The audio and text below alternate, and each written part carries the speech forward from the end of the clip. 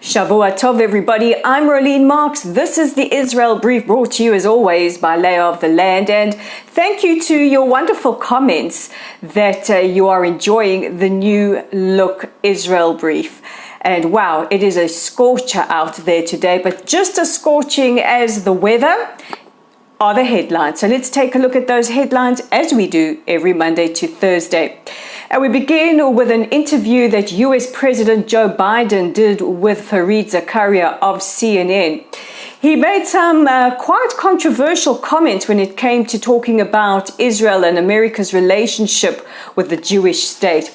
He said that this current government is probably the most extreme government that he has ever seen, and he has been involved in politics since the days of Golda Meir. He also went on to say that cabinet ministers saying that Israel can build settlements wherever they want are causing problems. But the real comments that have been picked up by Israelis are with regards to Saudi Arabia. Many of us are hoping that Saudi Arabia will be the next Arab country to normalize ties with Israel. Well, there is some hopeful news. The president said that don't expect it soon, this will take a long time, but that the Saudis have no issue with Israel.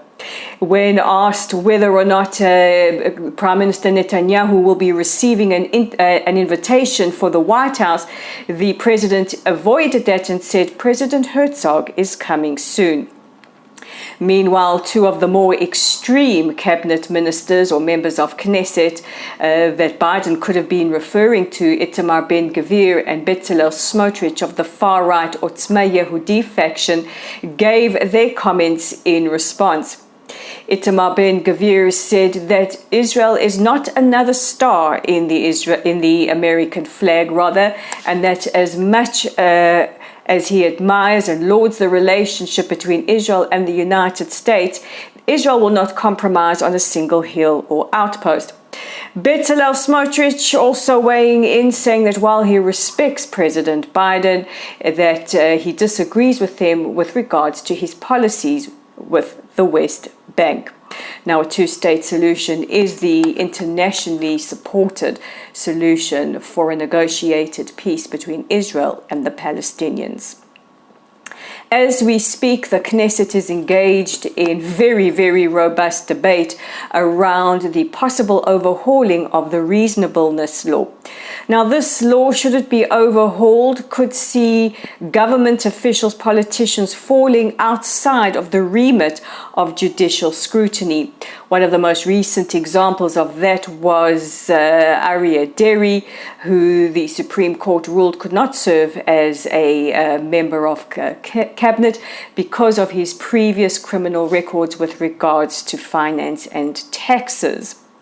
Meanwhile, there are widespread protests planned for tomorrow, a day of resilience, should the overhaul of the reasonableness law be passed. Leader of the opposition, Yair Lapid, said the overhaul is an effort to evade the rule of law and appoint obedient puppets who will carry out whatever the demands of certain members of the government are. And President Herzog weighed in as well, saying he calls on all to please put their egos aside and return to the negotiating table. The Palestinian Authority have threatened to take legal action against Qatari-based broadcaster Al Jazeera. They claim the broadcaster is unbalanced. Now, they specifically refer to Israel's operation in Jenin last week. I'm sure Israel could have their own comments about how unbalanced Al Jazeera is. Nevertheless, they are complaining that Al Jazeera interviewed Palestinians who are critical of the Palestinian Authority.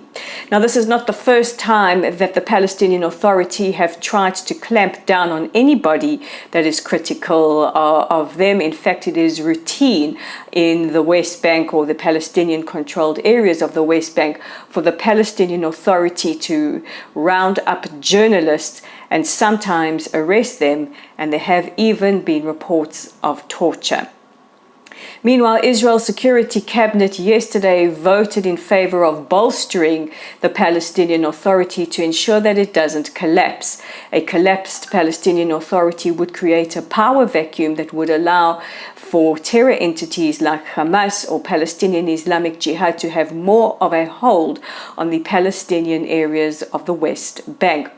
The Palestinians have rejected it. They rejected Israel's terms to end incitement, clamp down on terror activities, and end pay for slay. They said that they would continue to pay the salaries of terrorists and their families. And that brings me to the end of today's edition of the Israel Brief. Don't forget to check out our website at www.layoftheland.online. Our Facebook page is at Lottel's site. If you haven't joined our community, please give us a like, a share, a follow. You guys know what to do. We are on YouTube. Our channel is at the Israel Brief. Please hit that red subscribe button. Let's get our community growing. And you can follow us on Twitter at layoftheland5. I'm Rolene Marks, and join me again tomorrow as we take a look at your top stories making the headlines right here in Israel.